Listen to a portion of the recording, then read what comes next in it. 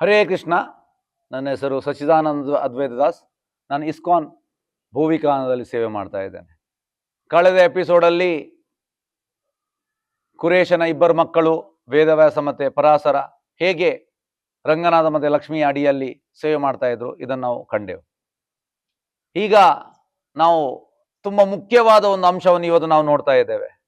ಅದು ಹೇಗೆ ಅಂದರೆ, ಚೋಳ ರಾಜ ಒಮ್ಮೆ ಬಂದು ರಾಮಾನುಜಾಚಾರ್ಯನ ಭೇಟಿಯಾಗುವಂಥದ್ದು.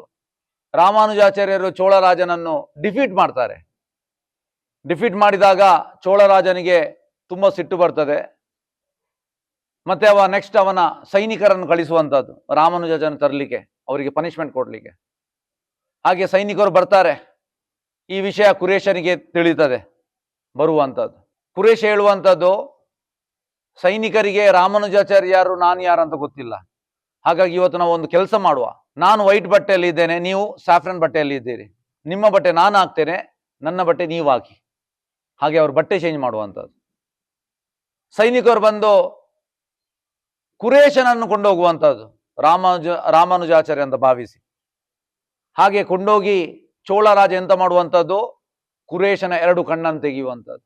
ನೋಡಿ, ಗುರುವಿಗೋಸ್ಕರ ಎಂಥ ದೊಡ್ಡ ಸಮರ್ಪಣೆ, ಇದಕ್ಕಿಂತ ದೊಡ್ಡ ಸಮರ್ಪಣೆ ಇಲ್ಲ. ಹಾಗೆ ಅವ ಖುಷಿ ಖುಷಿಯಲ್ಲಿ ಕಣ್ಣು ಕೊಡ್ತಾನೆ. ರಾಮಾನುಜಾಚಾರ್ಯಗೆ ತುಂಬ ಬೇಜಾರಾಗ್ತದೆ. ಮತ್ತೆ ವಾಪಸ್ ಬರ್ತಾನೆ. ಬಂದ ಕೂಡಲೇ ರಾಮಾನುಜಾಚಾರ್ಯ ಹೇಳ್ತಾರೆ, ನನಗೆ ತುಂಬ ಬೇಜಾರಾಗ್ತದೆ, ನೀನು ನಿನ್ನ ಕಣ್ಣನ್ನು ನನಗೋಸ್ಕರ ಸಮರ್ಪಣೆ ಮಾಡಿದ್ದೀಯಾ ಅಂತ. ಅದಕ್ಕೆ ಕುರೇಶ್ ಹೇಳುವಂಥದ್ದು, ನಾನು ರಂಗನಾಥನನ್ನು ಮತ್ತೆ ನಿಮ್ಮನ್ನು ಹೃದಯದಲ್ಲಿ ಕಾಣ್ತಾ ಇದ್ದೇನೆ. ಹಾಗಾಗಿ ನಮ್ಮ ಈ ಕಣ್ಣು ನಾವೆಂತ ನೋಡ್ತಾ ಇದ್ದೇವೆ, ಇದು ಭೌತಿಕವನ್ನು ನೋಡ್ಬೋದು, ಆದರೆ ಭಗವಂತನನ್ನು ಮತ್ತೆ ಗುರುವನ್ನು ನೋಡ್ಲಿಕ್ಕೆ ನಮಗೆ ಹೃದಯದಲ್ಲಿ ಕಣ್ಣು ಇರಬೇಕು. ಆ ಹೃದಯದಲ್ಲಿ ಕುರೇಶ ಇಬ್ಬರನ್ನು ನೋಡ್ತಾ ಇದ್ದ.